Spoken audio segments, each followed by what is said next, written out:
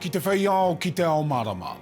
Ka mahitahi ngā iwi o Hauraki ki te kaunihera o Waikato, ke noho wātea te rohe, te puruheka, Kauri Dieback. Ko tā Oho Mauri he kaupapa whai hua ki te whakaheke i te nui o ngā tamariki e puta hua kore nei ngā haikura o Waikato. Mā Rotorua te kēmu riki All Stars e whakamanuhiri mo te wā tuatahi hei te tau, e tū mai nei.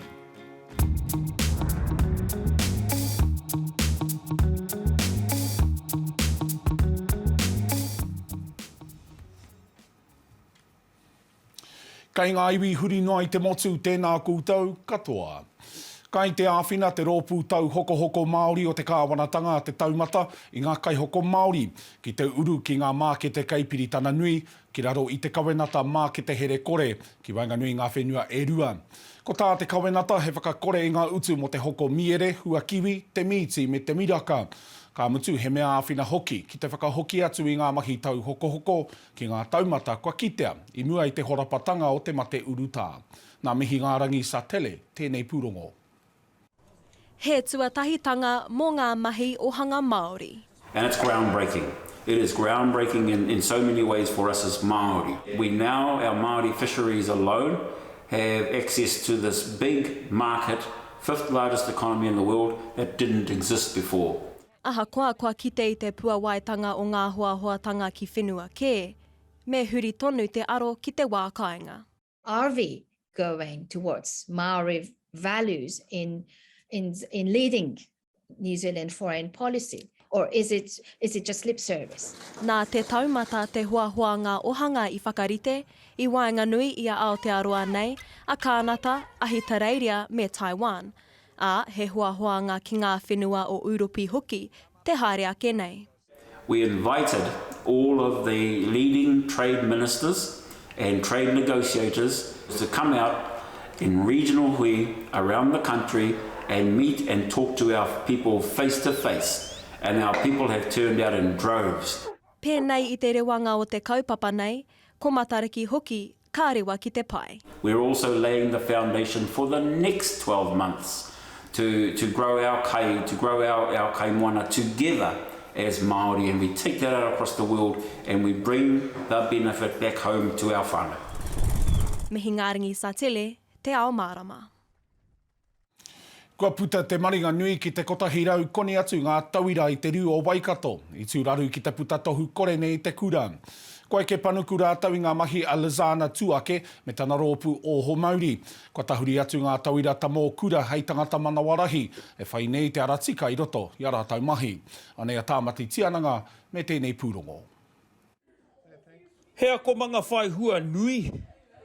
They do come from whānau of third generation of unemployment. In its essence, it's really important that Oho Mauri keeps the mana of the whānau intact regardless of their current circumstances. We know that some of our rangatahi are coming from spaces of intergenerational trauma. Koe nei ko te rangatua iwa he te kaumātahi te nui. He Māori te nui ngā o rātou. Wa tipu ake I te kāinga ahurea kore, tautoko kore, e kimi māramatanga na I te ao mātauranga aunoa. Mainstream schooling doesn't have the right resourcing. Relatability is fundamentally important. Koe nei ko ngā mātua o te āpōpō, ko rātau te hunga mahi I Waimari e whai muri te putanga horere I tikura. Ai tā rātou kāore he oranga I te noho pēni hana kore mahi, ko te puka mātauranga hei hoa haere, mō rātau I te ao. I had a hard pathway when I was in school, didn't really know how to cope well in classes. I got kicked out in year 10 for fighting and getting into a lot of bad stuff. And then I got put into courses and couldn't really cope well in that course. So I got put in this course and then found my way, making it easier in life now. They actually help you. You talk to them about stuff and they'll actually take their time to help you. Whereas if you're at school, you're asking for help, but you're just sitting there most of the class.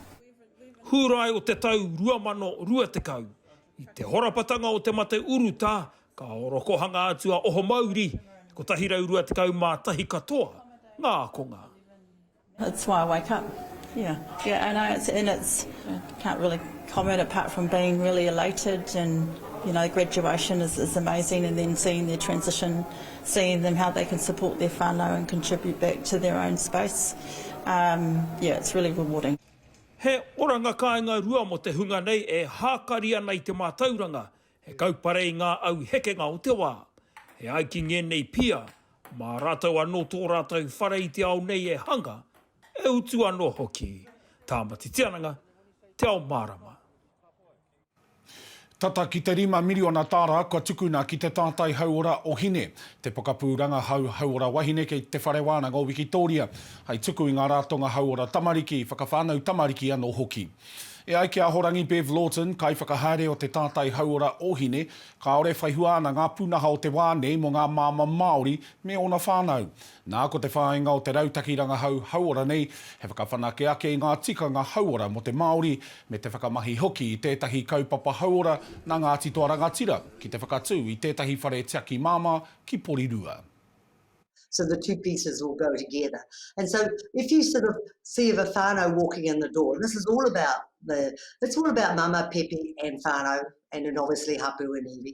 So they walk in the door and they might have other children that might need other things. It's all about their needs. So what do they want? Do they want to do they want kaupapa? Do they want waiata? Do the children need vaccination? It's what they want. And is it kai? What makes them feel more comfortable? I mean, because we don't stay around if we're not comfortable. And so we need to have the right environment and we need the best evidence-based care. And this enables us to put those pieces together and leave the ownership with the iwi, which I think is quite exciting. Kai te horapa haere tonu tētahi ngāngara I te wauku o te ika a Māui. Ko te Kauri Dieback tērā e patu nei ngā paiaka o Waikato. He oi kai te ora tonu ngā uru kauri o roto opare Hauraki, ka mutu kai te mahi ngātahi a Ngāti Whanaunga me Ngāti Pūkenga ki Manaia, ki te taha o te kaunihera a rohe o Waikato, ki te ara I tēnei mate, anei te pūrongo a Herewini Waikato. Ko te haumarutanga o ngā rākau kauri I Manaia, te take nui. E hara e nei he rākau nui ho, he taonga, he tuakana, he rangatira, he kaitiaki mō te ngāhere. E mahitahi ana ngā iwi o Ngāti Whanaunga me Ngāti Pūkenga ki te tā o te kaunihera ārohe o Waikato ki te tiaki I ngā rākau kauri I Manaia. Kia kore ai e hinga I te mate Dieback, he puruheka e whakapirau ana I ngā paiaka o aua rākau. What we are doing at Waikato Regional Council is raising awareness about a disease that can bring these magnificent trees down, and it's spread by dirt. So by limiting the amount of dirt that is spread, we're protecting these trees. Ko tā mātou take I whakai ki te mahitahi ai ki te taha o ngai Pākehā, nā te mea kia rātou te whakaaro o rite ana ki a mātou ngai Māori. O rātou raumi hei manakitia I nei kauri, te whakapai pūtu, he wāhi me whakapai pūtu, cleaning station. Nō te rangi nei I wai hanga kiri ata ngā kai noho o Manaia, me te kaunihera ārohe e pāna ki te haumarutanga o ngā rākau kauri. The importance of cleaning your boots when you go into the forest is crucial, because just a tiny little bit of dirt can spread this disease, and we want to stop this disease from getting into the Manaia Sanctuary, which is a magnificent stand of trees. I te tino o horere te hāpuri nei, nā te mea mena ka tatu mai tēnei mea te Dieback ki runga I tā mātou kauri tree, ka ngaro te mana o te ngāhere me ki, ngā tikanga me te Māori, me whai ati te tikanga tika kia whai oranga tō tātou kauri tree. Kua uru atu te puruheka o Dieback ki ngā uru rākau I te taitoke rau, tāmiki makaurau me Waikato, e toru ngā wāhi ake o roto o Waikato e poke ana I te mate nei I ngā tau te kau kua hipa, arā ko whangapōua, ko hukarahi me tairua. My hopes and aspirations are that we continue to work with the local iwi to keep these trees standing and disease-free. Ko aku nei wawata, aku nei moe moe nei taonga o te ngāhere, kia tū tonu mo ngā tau ki te ara mai, kia kore ai tērā whakapapa e whati. Hei te mutunga o tēnei marama, puta atu ai te kiriata e pāna ki te haumarutanga o ngā rākau kauri. He roni Waikato, Te Ao Mārama. Tokotoru ngā tāngata kua kōpaua ki te komiti mā rātau e whakatau te huarahi kaimua mo te whenua nei o ihu mātau.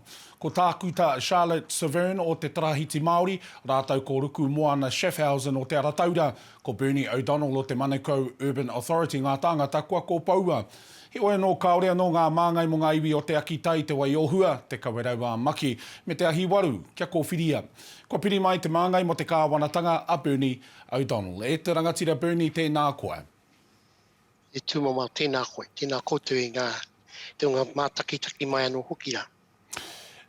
Bernie, he hato tūranga orunga i te komiti, kai aia te whakatau ka hatia tēnei whenua?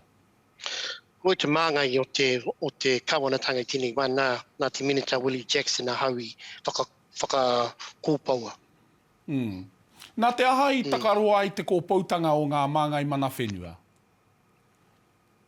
Ko tērā, ko te āwhatanga o te pī roiroi o te take ni, kei reira nō rā te mana whenua, ko te kingitanga nō rā, me tērā mana whakahaere o ihu mātau, te hapuri o ihu mātau nei, kei reira rātou katoa, i pō he te he tērā pē he ore te rātou ki a rātou, engari, me nā ka mahara nō rā ki i rātou o ngā wātea te kite, nō rā ko te noho wehe rua o ngā rōpu, kei te pērā tonu, koina te taki nei kei te āta, kōrero anō rā rātou ki te kite, mā wai, mō wai, te kaupapa nei whakahaere. Ko te tohu i ngā tāngata ka noho ki te poari i mua tonu i te whiriwhiri a te mana whenua, he āhua wawe pēr tērā tuku a te kāwanatanga. Nā te aha i puta te hoiho o te kāwanatanga i mua i te hoiho o ngā iwi? Me taku mahara nō rā e kai tōra tēnei take kei mui i te tainga mai o te kāwanatanga. Nā te ratu o te ratu kāhui kāwanatanga i whakahaere i mua rā ara ko nahinara rātou ko te Pāti Māori. Koina te take timata mai tērā take o te hoko whenua o ihu mātou. Nō reira, ko tērā pia āhua wawe, ngari ko tēnei i timata mai tēnei kaupapa, i raru i te maru o tēnei kāwanatanga i te tau o i te hakihia o rua mano, rua te kau. So āhua tata ki te rua ngā tau nei tēnei mea e ora tonu ana, i roto i tēnei wāhanga tuarua, ne. Ko rima tau tēnei take e tohe ana. Ka rima tau anō te huarahi ki te whakatau i te anga whakamua? No, ki au nei, ko te toru me te hāpi ngā tau e toi ana mōku ki te hono, ki te mahi i tēnei rōpū. So, yeah, kua poto haere te wā tāku ino atu ki te toinga o te komiti nei kia whakatika pai ai, kia whakarite pai ai tā ko te āwhatanga tai e tātou te hikoi whakakimoa. Me te kaupapa anora, ka koke te kaupapa ki mua rā i roto i te kotahitanga. Bernie, kua paukato te wā kia tāua anei e mihi atu nei kia koe tēnā koe. Tēnā koe, ngā mihi. Kia whakatātātau mo te wāpoto kai tua ke tonu, he tuatahi tanga kia hau te hia te kēmu All Stars ki Rotorua, hai te tau e tū mai ne.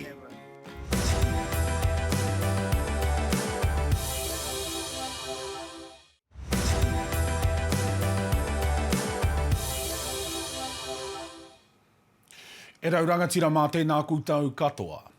Tērā te tahi o ngā tino tukinga NRL ka tau mai ki Aotearoa hei te tau e tū mai ne. Ka tū ngā tukinga NRL All Stars ki wainga i ngā kapa Māori me ngā iwi moia ki Rotorua hei te tau 2023. He tino Wikitoria tēnei mo te riki Māori kua roa e aki ana kia tū tēnei kēmu ki Aotearoa i a rua tau. Kua hona mai a he mana wāka mema o te poari whakahaere i a riki Māori. Kei taku rangatira, he mana tēnā koe. Tēnā koe tūmau, o tira tēnā koe tau e mātaki mani.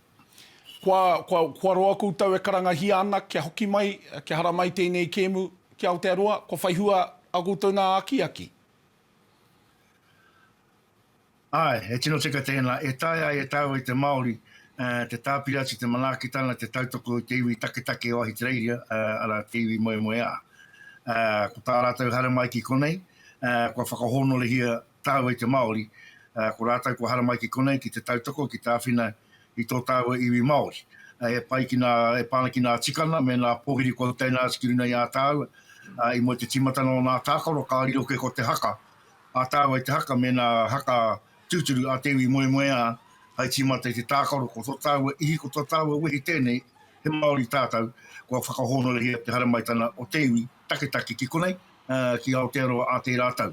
Suarua, rātau nā tuakana, timomau, ka ai ki te kōrero mai a tā Toby Curtis i te pōhiri i te ata nei, kua kotahi mano tauke te iwi take e hiko ia nei te whenua ahi te reiria, kātahano tātou ka tae mai ki Aotearoa, me ki warurau tau timuri. Nā reira, kanu hoko rātau hei tuakana, nā ko tāu hai taina, ka tikatanu me mihi atu ki a rātau. I te āhua Māori ake o te noho, ki kone ki Aotearoa, ka nui no atu pēr te mana o tēnei kēmu, ki kone ki Aotearoa, ne? E haraki kone ana hea, tū mau nā te mea, e hia tā o te Māori kai ahi te reiria nohoana. Ne? Kanu hoko rātau, wetahawa nā kai tākaro, i whānau kēmai, i ahi te reiria, i pake kēmai, i reira, nā reira, kanu hoko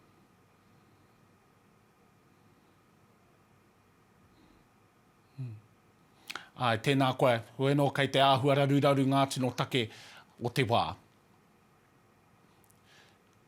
No reira, tēnā utonu mai taiho ake nei ka kōrero porotiki tātou me te kaiarahi takirua o te pāti Māori, me rāwiri Waititi.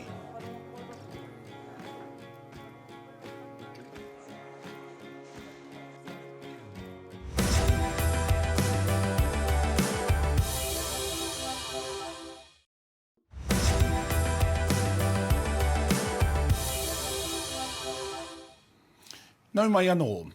Ki ngā take toranga pū i nā nei, kua hona mai te kaiarahi takirua o te pāti Māori a Rāwiri Waititi. Rāwiri, kia ora, nau mai ki te hōtaka. Kia ora, o ko te tūmanako ka pai ake te hono ki a koe pera no, ka kare rite ki te mea o ruato. Ai, tika tonu. Tuatahi kia kōrero tā aua mo te putanga o te kōrero, ka hara mai te kēmu NRL All-Stars ki Aotearoa hei te tau e tū mai nei, o whakaro. He rau e tēnā whakahau. Ka tare anō ki tātou te kite iwi nei tū āhuatanga. Ki roto i a mātou. Engari, ki roto i te waiari ki tonu. Kai te tino hari ko au. Ka tai ki roto o Rotorua. Ngā wari ake toko haere te mātakitaki. Me te kaha pūhaihai o ngā iwi ke atu o te motu kei Rotorua te mana o tēnei kēmu. Heo anō, kei te arahi te pirimia i tētahi haerenga tau hoko kotahi wiki te roa ki ahi te reiria.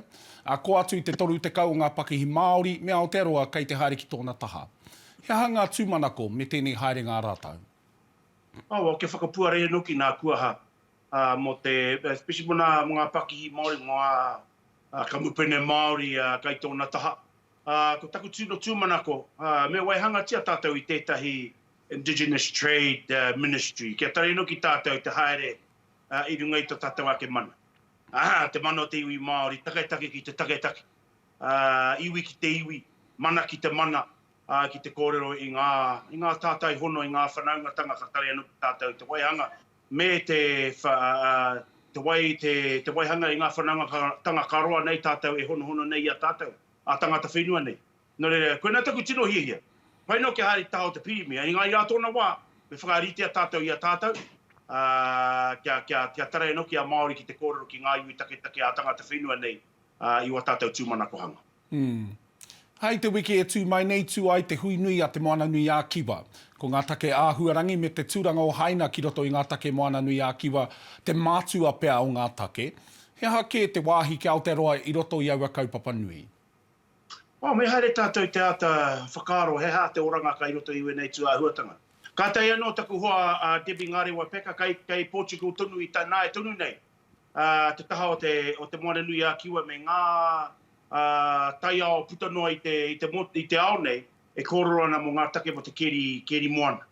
Te aukati i te keri moana. Nō reira, kei te tino tautoko mātau i te āhuatanga, te climate change, kei tira te tātou kia kiripase, kia tuvalu, wa rātou mautere, kei te ahua poharu nei ki roto ai te moana nui a kiwa, kei te aroha atu ki a rātou, me ata whakaro tātou me pehera te tautoko i a rātou. Te taha ki a haina, e pere tātou kōrero. Kare no a haina e whakararuru nei a ngai tātou te iwi Māori. ne? Ko tōna whawhai ki Amerika. Ko Aotearoa, ina iraru i te āhuatanga whakahaere o ngā Pākehā nei, kai te ngote i te u o te USA. No reira, mena ka kia te USA kai te kine he kino a haina ka kia Aotearoa me ahi krei he kino. Engari ko tāku te iwi Māori nei, me aitai te whakarongo. Tēnā pēr, he oranga kai roto i te mera, mena he kino awa ka tare anō ki tātou te taukati. Ngari me aitai te whakarongo, tātou te iwi Māori nei. E hara i te mea ka whaihua te atawhai ora ara, te manatu haura Māori hou, i te wā poto nei, he oia no me pēhea te Māori e whaihua i roto i tēnei pūnaha hou, ki tō titiro? Ko tāku, me nui ake te puta. I te puta ko tukuna ki te manatu haura i nā e tunu nei. Kaua ka tātou e kitea ko te kore irakati pai, ono pai heneti noho te moni o te hauora. Ki te mea Māori nei. Ahakua te ingoa Māori ko tapaina, ka reo tunu moe, me te ingoa Māori ko tapaina ki runga i Half New Zealand. You know, ka ringa ingoa Māori e tare te whakatika i ngā he karoa nei te kāwanatanga e he nei i a tātou. No reira, ko tāku, me nui te rutu o te nama ki te taha Māori, me nui ana hoki te utu, ana hoki ngā nama, ki ngā ratonga Māori, ki ngā hauora Māori, kei wahoki ake mahi ana i ngā mahi, e hiki maitai ana te whakatika i ngā kino, i ngā he karoa nei te kāwanatanga e he nei i a tātou. Pena pēr tātou taku koro. Rauri Waititi, kai arihi takirua o te Pāti Māori tēnā koe. Ia orara. Nei te whakapāha kia koutou e mātaki maina e hoki ana tātou kia he mana wāka tētahi o ngā mema a te uepuriki Māori.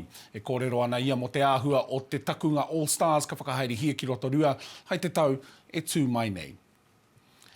Tēnā koe raharuhi, kua hoki mai koe, ko te kaumārua tau ngā kēmu All Stars e tākaro hia ana. He hanga hua kua puta i tērā kēmu ki tō titiro? Tuatahi, i moi te kōrero nā hua ka puta mai. Kauni mātou te mihi atu ki te NRL, te pari o te NRL i tautoko mai, kia hono tāu te iwi Māori ki te iwi taketake. Nā rātou whakawātea, nā kai tākaro kia haramai mai nā karapu i roto i te NRL, nā Māori i roto i nā karapu o te NRL, me nā iwi taketake i roto i te NRL, kia kotahi rātou, ka haramai kia tāu ki konei ki Aotearoa, ai whakahono i o tāu a tikana i moi te tīmata nā o te tākaro. He mea nui tērā, ka mihi atu ki te poari o Aotearoa, nā te mea, nā rātau i tautoko te tono, me tō mātou kai hauti hoki ki a John Devonshire, me nā kaimahi nā rātau i pīkau te tono, no tāu e te Māori, te wahana i ane ki te awhi atu te iwi taketake. Kia hara mai ki a tāu, ki konei ki Aotearoa, ana ko te Waimare, ko tērā taha o ki o te arawa, wari o ko rātau te rohe, ai whakapaukaha ki te pōhiri mai, ki te manaaki, i tō tātou maniri kai te hara mai a te rātau. He nui te mihi, engari, me pēhea rānei te taha ki te pūtea, me nui no atu te pūtea ka ho mai kia riki Māori? Tēnā koe. I tēnei wā, ko te pai o tēnā pātai, ka rio ko te NRL. Kai a rātou nā pūtea ko rātou, kai te āwhina, kai te tautoko mai a tāu i te poari, a te inuhua hoki, ara hei hia miliona tārake te utu mo te inuhua kia wātea mai rātou ki te haramai mo te tūpono ka whara rātou, ne? Nā reira, i tēnei wā, ko te inuhua, ko te nui nō nā utu, mo tēnei tākaro a tātou te rātou, ko te NRL kai te kawa, mena ka Pākihi, kai te tautoko mai te poari Māori pēnei One Foundation. Hei te tau e tū mai nei, ka whakanui a te rima te kautau no te haerenga tuatahi mai, te kapa iwi moi a ki Aotearoa. Me pēhea tātou e whakanui tēnei kaupapa? Te hoki tāua ki nā kōrero tāua kraua kui i runga i te mea manaki hea tō manuhiri. Tiakina tō manuhiri ka taki haere mana konei, hai konei, ka tāmaina rāta ki konei, ka riro, tūmamau. E hara ko te wihara hutu pōra i tīmata i te tākoro, enari ko tō tāua hakake, me te haka tūturu a te iwi moemoea, ka riro ko o tāua tikana ke, ai tīmata i te tākoro, te wānanui, te Māori, me te iwi taketake. Mō muri ke, ko te wihara hai tīmata i nā kai tākoro. Nā reira tīmai koe te kaumarua tau, ai. I roto i nā kōreo kua whiriwhiri hia i nā kuane i Rotorua, e kiana tērā pe he tīmatana nohi o tēnei, hei taura heri a tāua i te Māori, ki te iwi take, ko te All Stars tākoro tēnei he tīmatana toio. Tērā pe hei nā tau e hara mai, ko taka mai ki nā wātatau tei rangatahi, ki wātatau tīmaka i raro iho, hare tātou te tākoro ki te iwi moe o te iwi moe ka hara mai te tākoro ki a tā. Me te kawe atu i o tātou manuhiri ki roto i te urewera ki reira, rongo mai ai tēnei mea te manakitanga o te Māori. He oi anō, e te rangatira, he mana kua paukato te wā kia tāua, a tēnā koe. Tēnā rā wāti koe, nā mihi. Kia titiro atu tātou ki ngā matapai huarere mo tō rātū, e hara mai nei. Kai tāia tā uhi te ua kirunga i a kūtau, ka tua ua ai hei te paupautanga o te rā.